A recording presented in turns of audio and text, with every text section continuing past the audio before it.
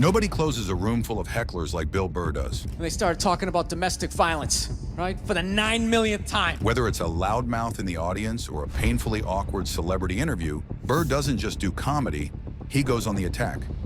Every single time, he leaves people stunned, squirming, and laughing all at once. Wait till the hell. Everybody who fails as a father says that to me. I failed? I think so, yeah. Dig out that fucking aluminum for some fucking asshole over here to make that thing. And this one gets painfully awkward. Howie Mandel decides to make a comment about Burr's daughter. Yeah, bold move. And then starts flaunting his awards like anyone's impressed. Burr? He doesn't flinch. Leaning in, calm but deadly precise, he points out the total lack of good energy in the room. We're doing a podcast together, and it feels like a business decision, not a genuine connection, he says, perfectly calling out Howie's offbeat display. Burr doesn't just roast, he schools a fellow entertainer while keeping everyone hooked.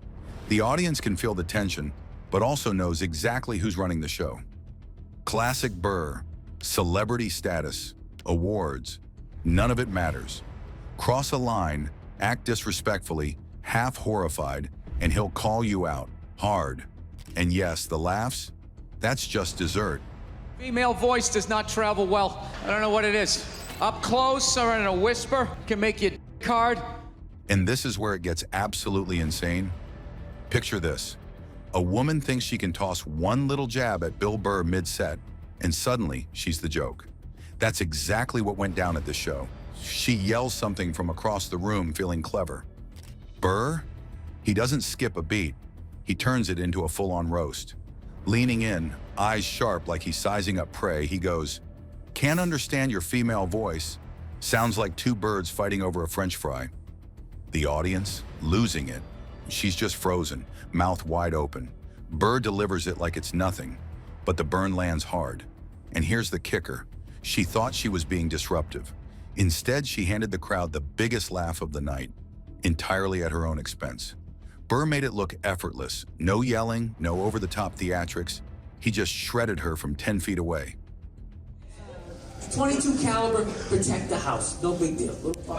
That's it. Come on. No, you think I wasn't setting them up? For the hell of it, I had a loaded 22 in my hand and I started shooting at you. Just when you think it's safe, boom, some guy in the crowd tries to bait Burr with a gun joke. He's strutting around like he's got a genius line ready. Burr? He sees right through it, leaning into the chaos like a grandmaster plotting 10 moves ahead. You can almost hear him calculating. That tiny comment, protect the house, no big deal. That's it. He transforms it into a full-on mental movie for the audience. What if I had a 22 in my hand and started shooting at you? Kids screaming, babies in the way. What would you do, huh? The crowd, half horror, half losing it, laughing. That's Burr's brilliance. He shows everyone the absurdity while the heckler slowly realizes he's way outmatched. And it's not just improv. It's timing, delivery, and experience. He doesn't just clap back. He turns it into theater, a full-on lesson. Never, ever mess with this guy on stage. You're welcome! But hold on, it gets even crazier. A woman in the crowd decides she wants a compliment, probably thinking she's being charming. She blurts out something about the Eiffel Tower, no clue why, and then tries to mix in some weird story about stairs in her house and changing a fuse in the rec room. Most comics might just ignore that. Burr, he locks in like a sniper. Step by step, he tears apart her nonsense, making every odd detail painfully clear. The audience, half in disbelief, half laughing so hard they're gasping for air. Burr's magic is all in the delivery. No yelling, no dramatics, just pure surgical takedown. By the end, she's basically a prop, and the crowd is fully eating it up. That's Bill Burr, turning awkward interruptions into unforgettable moments. It's gonna be an hour of this. I don't want to do this to people. Horrible. Nobody can be funny in a minute. And here's a moment that really shows a side of Burr most people don't see. He's on the Kill Tony podcast, which is basically a brutal 1-minute open mic for rookies. Sounds harmless, right? Except there's this newbie bombing hard. And instead of cutting him some slack, the host, Tony, keeps hammering him, mocking every pause, every awkward glance. Burr just sits there for a second, and you can feel the frustration building. Then he drops it, sharp and honest. Nobody can be funny in a minute. This is ridiculous. This is mean. Let the guy breathe. The crowd picks up on it instantly. Everyone's silently cheering for Burr to step in. And he does. He defends the comic, calls out the nonsense of the format, and puts Tony on the spot. It's more than comedy here. Burr's showing respect for the craft, proving that sometimes teaching a lesson off stage is just as important as on it. You can only ask questions about what the guy did. You can never ask about the woman. Why is that? Why is that? What is that? Just when you think the crowd can't get any wilder, a heckler jumps in during a serious bit about hitting women. Yep, someone really thought this was their moment to shine. And Burr, not a flinch. He spins around, locks eyes, and just tears into her, line by line.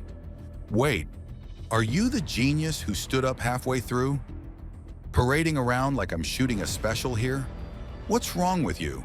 The audience eats it, laughing at every word. He calls out her nonsense, pokes fun at the yelling, and makes it crystal clear. She's out of line.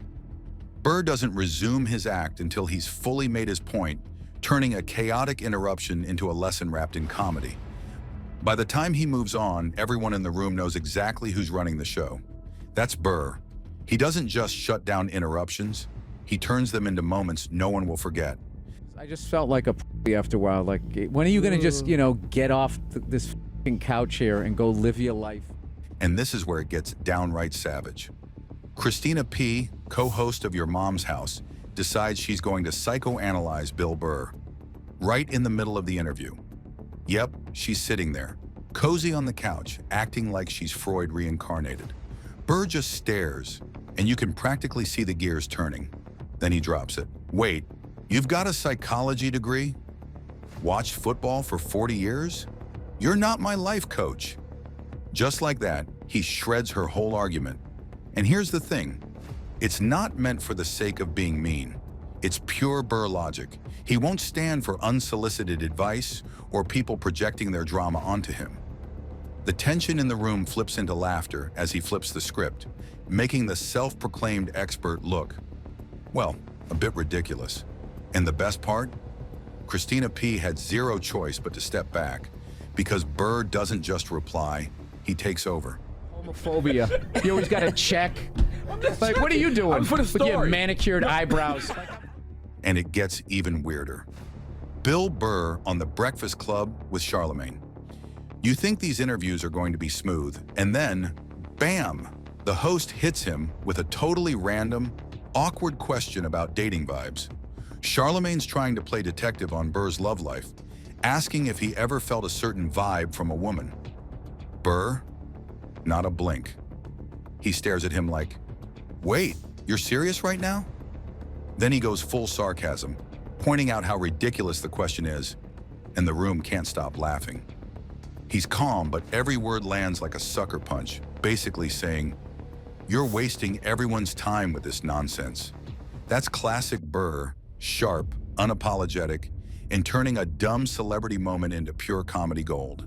The tension in the air is thick, and the audience is loving every second of it. Rocky is your hero. The whole pride of your city is built around a fucking guy who doesn't even exist. What's that, sir? Now, if you think dealing with hecklers is tough, try facing an entire drunk, disrespectful city. In 2006, on the Opie and Anthony tour, Bill Burr hit Philadelphia. The crowd, booing him mercilessly for 3 straight hours. Most comics would have bailed, but not Burr. He fires back with a relentless, savage rant, taking shots at the city's pride, the audience's intelligence, and every ridiculous cheer and jeer. The whole pride of your city is built around a guy who doesn't even exist, he screams. And even through the boos, people can't help but laugh. He goes at it for a full 7 minutes, schooling them in comedy and respect, refusing to quit like everyone else. And when he finally wraps it, he lands the perfect mic drop, goes in your own ass. Have a good night, legendary. The crowd never forgets it. Burr owns every second. On the podcasting, would you be nervous? Yeah. All right. Well, you're an apprehensive talking to a person. nervous guy. I'm so neurotic. I'm nervous. I'm nervous right now. All right. I don't know why that took out, so I don't know. You see, I'm nervous. I'm sweating here. I'm just gonna let you sit. But things get even more intense. In 2018, Burr was on a podcast with a host who was clearly nervous, sweating bullets and struggling to keep it together. You could feel the tension in the room, like a storm about to hit. And Burr, he picks up on it immediately, pointing out subtle tells, attachments, overthinking, and the little habits the host didn't even realize he was broadcasting. Burr's observations are sharp and surgical. He's not trying to break anyone, but he exposes truths the host hadn't faced. By the end, the guy admits he started therapy and even medication just from how shaken he felt. It's wild. Burr's comedy and insight hit so hard that sometimes, unintentionally, he changes lives. The audience is laughing and cringing at the same time because no one else could have handled that moment like he did. Bill Burr's fearless wit has left hecklers, celebrities, and audiences speechless. From razor-sharp takedowns to relentless rants, he proves that comedy isn't just about laughs, it's about calling out truths. So what's your take? Drop your thoughts in the comments, and if you enjoyed this, hit like. More legendary moments are on the way.